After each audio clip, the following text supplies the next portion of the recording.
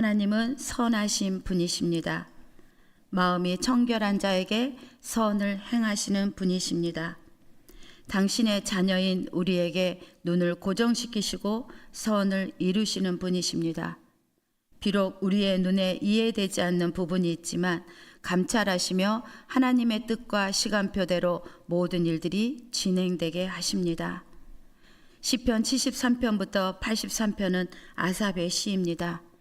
다윗 시대의 악장 3명 가운데 한 명이었던 아삽이나 그의 후손들이 성전 예배용으로 지었거나 편집하여 그런 모은 시들인데요. 역사적 배경들도 다윗 시대로부터 포로 시대에 이르기까지 다양합니다. 이 73편은 그 첫 번째 시입니다. 시인이 악인이 형통하는 현실을 보며 한때 신앙적 갈등에 빠진 상황 속에서 마침내 깨닫게 된 하나님의 역사, 또한 세상 끝날에 행하실 공의로운 종말적 심판에 대한 확신으로 인하여 신앙적 갈등을 극복하게 되었음을 기록하는 개인의 고백과 또 교훈의 시입니다. 그런데 이 73편은 이 37편인 다윗이 지은 시와 같은 주제입니다. 다윗의 그 시대였던 아삽, 어떻게 보면 다윗을 통해서 이것이 같이 흐르지 않았을까 하는 생각도 하게 되는데요. 다만 차이가 있다면 이 시편 37편은 의인이 고통당하지만 악인의 그런 형통과 번영을 불평하지 말고 인내함으로써 하나님의 공의의 보응을 기다리라는 개인의 성도의 자세를 가지도록 교훈하는 그런 약간의 차이가 있다는 것입니다. 15절에 보니 내가 만일 스스로 이르기를 내가 그들처럼 말하리라 하였더라면 나는 주의 아들들의 세대에 대하여 악행을 행하리라. 이 말씀을 우리말 성경에는 이렇게 기록되어 있습니다. 내가 만약 그러니 나도 그렇게 살겠다 라고 했다면 주의 자녀들을 배신하는 일이 됐을 것이라고 되어 있습니다. 자신의 믿음이 헛되다고 여겨서 신앙을 포기할 마음으로 믿음과 상관없는 길을 가려고 했던 시인의 모습입니다.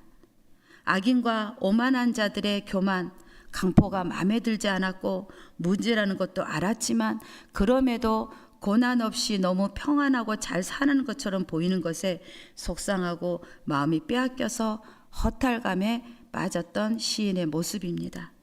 얼마나 갈등이 컸을지 생각하게 됩니다. 근데 본문에 보면 그들처럼 말하리라 하였더라면 문장을 그대로 해석해 봐도 마음속으로 간직은 했지만 입술을 지켰음을 볼 수 있고요. 행동으로 옮기지 않았던 것도 알 수가 있습니다.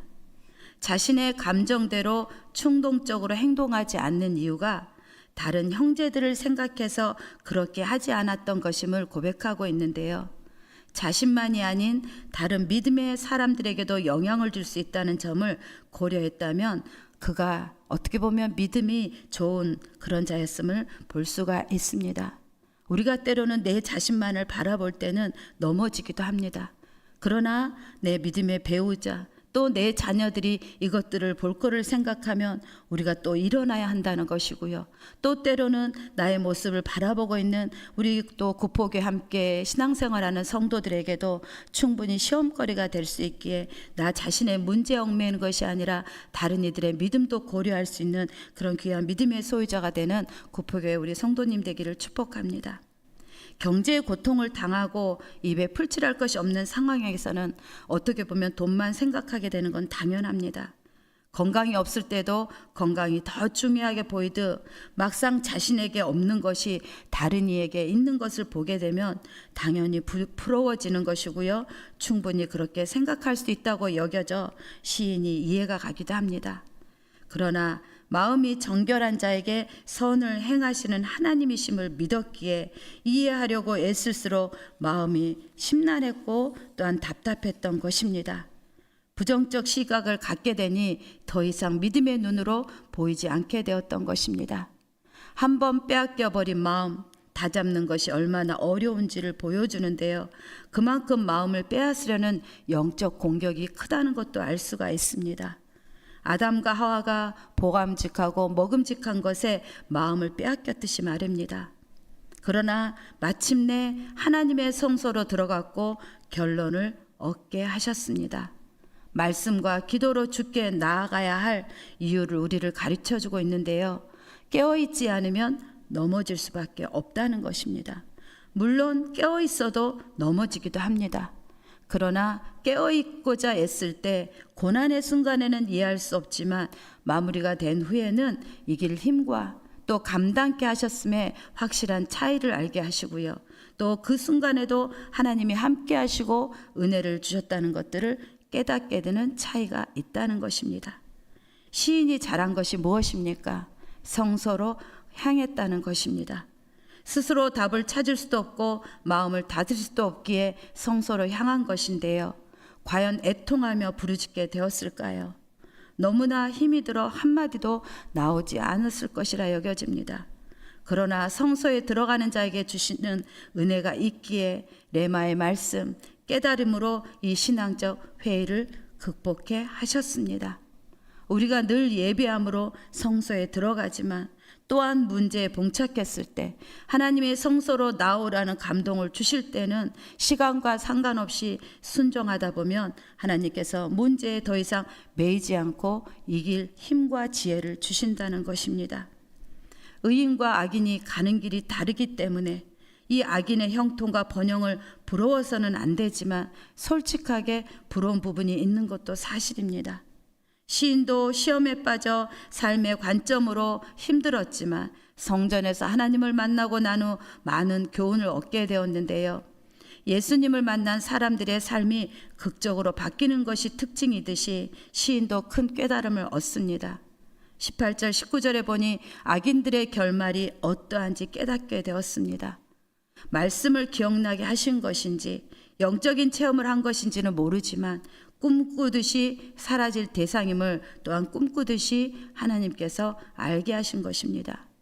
2절에서는 자신이 넘어질 뻔하고 미끄러질 뻔했다고 여겼는데 이 순간에 악인들을 미끄러운 곳에 두시고 회복이 불가능한 그런 파멸인 심판을 겪게 한다는 사실을 하나님께서 반대로 깨닫게 하신 것입니다.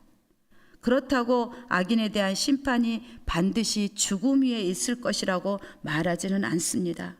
왜냐하면 생명이 있는 동안 사는 동안에도 예상치 못한 때에 하나님의 심판을 받아 완전하게 파멸된 것들이 성경에 또한 기록되어 있기 때문입니다.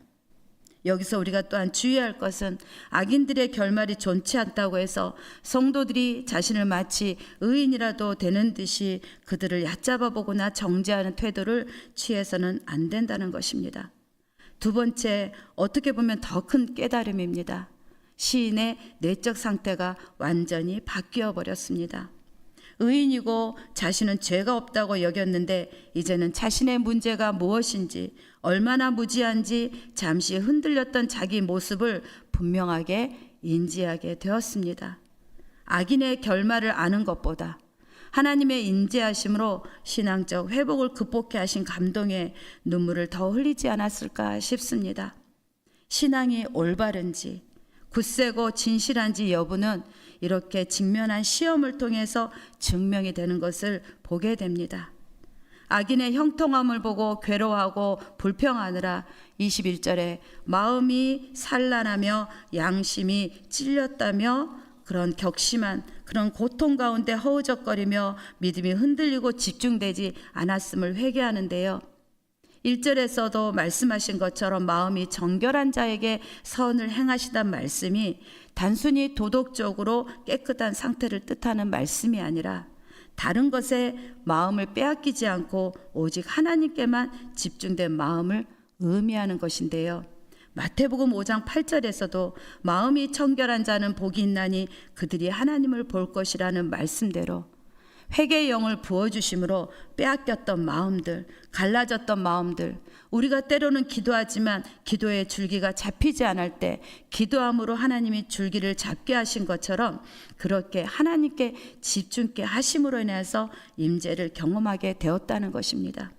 그래서 여러분 기도할 때 아주 중요한 것은 집중하는 것입니다. 집중이 되지 않을 때는 방언되시는 분 방언하시고요. 끊임없이 큰 소리로 기도해 보십시오. 그럴 때 집중의 영이 임하게 되고 하나님이 역사하심으로 임재하는 것들을 체험케 하신다는 것입니다. 잠시 한눈을 판 듯하나 시인으로 하여금 주님을 만난 계기가 되었듯이 이 직면한 어려움이 있다면 우리에게 성소로라고 말씀하십니다. 우리는 성소에 들어갈 때 하나님께서 지성소에서 만나 주신다는 것입니다. 양심이 찔렸다는 것은 심장이 찔렸다는 것입니다. 그런데 이 심장이 인간의 욕망이나 또한 소망의 좌서로 관주되었기 때문에 이렇게 찔린 것인데요. 이 시는 한 걸음 더 나아가 자신이 우매무지한 짐승과도 같다고 고백합니다. 짐승이 어떠합니까? 짐승은 기억이 없습니다.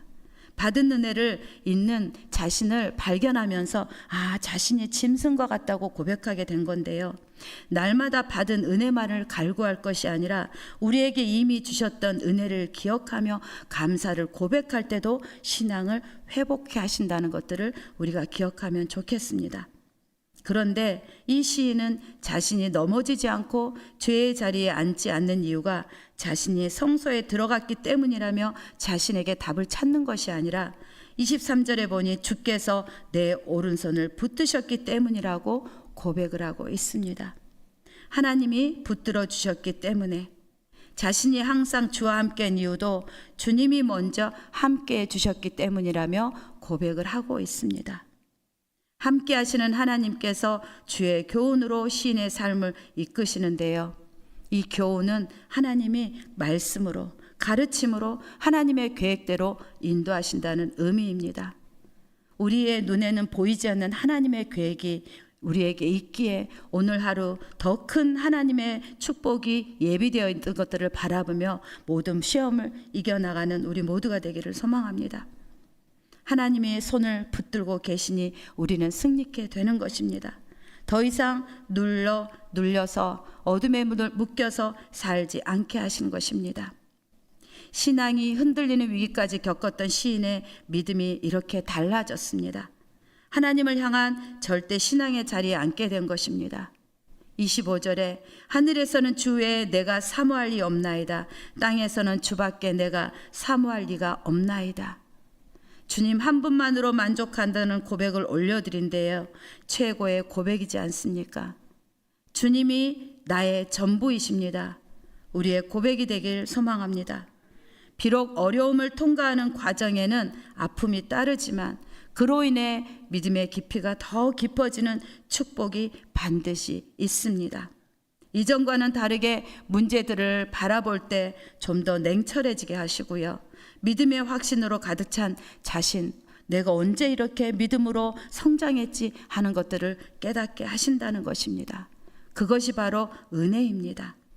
갈등으로 시인의 육체와 마음이 갈기갈기 찢어지고 약해졌지만 하나님은 그 마음의 반석이요 영원한 분깃이라며 반석 대신 주님으로 인해 승리케 되었고 주님만이 영원한 기업이고 복이라고 고백하게 되었습니다. 더 나아가 하나님께 가까이함이 복이라며 이것이 단순한 어떤 거리 개념이 아니라 인격적으로 하나님과 하나가 되었고 연합이 되었고 하나님 아버지와 예수 그리스도와 성령 하나님이 연합이 되었듯이 이 시인이 하나님과 가까이 하는 연합을 경험했던 것들을 말하고 있습니다. 가까이 하는 이유가 있습니다. 여호와가 자신의 피난처임을 깨달았기 때문입니다. 이런 은혜가 우리에게 있기를 소망합니다.